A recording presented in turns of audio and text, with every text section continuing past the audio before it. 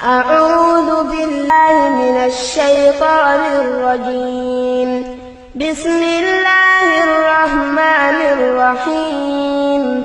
هل أتى على الإنسان حين من الدهر لم يكن شيئا مذكورا إنا خلقنا الإنسان من نطفة أمشاج نبتليه فجعلناه سميعا بصيرا إنا هديناه السبيل إما شاكرا وإما كفورا إنا أعتدنا للكافرين سلاسل وأغلالا وسعيرا إن الأبرار يشربون من كأس كان مزاجها كافورا عينا يشرب بها عباد الله يفجرونها تفجيرا يوفون بالنذر ويخافون يوما كان شره مستطيرا ويطعمون الطعام على حبه مسكينا ويتيما واسيرا إنما نطعمكم لوجه الله لا نريد منكم جزاء ولا شكورا إنا نخاف من ربنا يوما عبوسا قمطريرا فوقاهم الله شر ذلك اليوم ولقاهم نضرة وسرورا وجزاؤهم بما صبروا جنة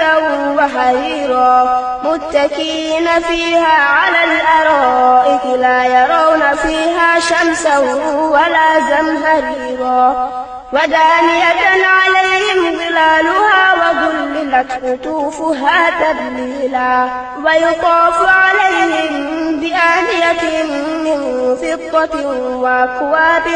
كانت قوارير من فضة قدروها تقديرا ويسقون فيها كأسا كان مزاجها زنجبيلا عينا فيها تسمى سلسبيلا ويطوف عليهم ولدان مخلدون إذا رأيتهم حسبتهم لؤلؤا منثورا وإذا رأيت ثم رأيت نعيما وملكا كبيرا عاليهم ثياب سندس خضر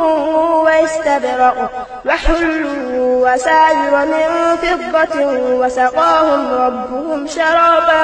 طهورا إن هذا كان لكم جزاء وكان سعيكم مشكورا إنا نحن نزلنا عليك القرآن تنزيلا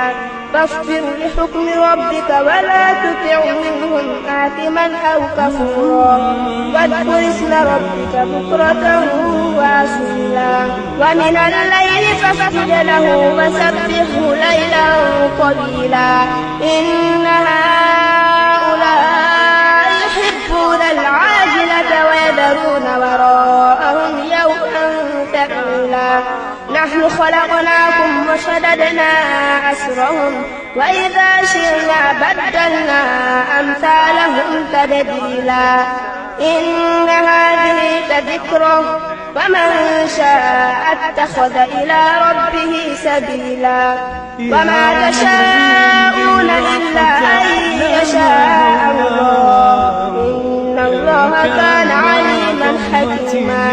يدخل من يشاء في رحمته والظالمين أعد لهم عذابا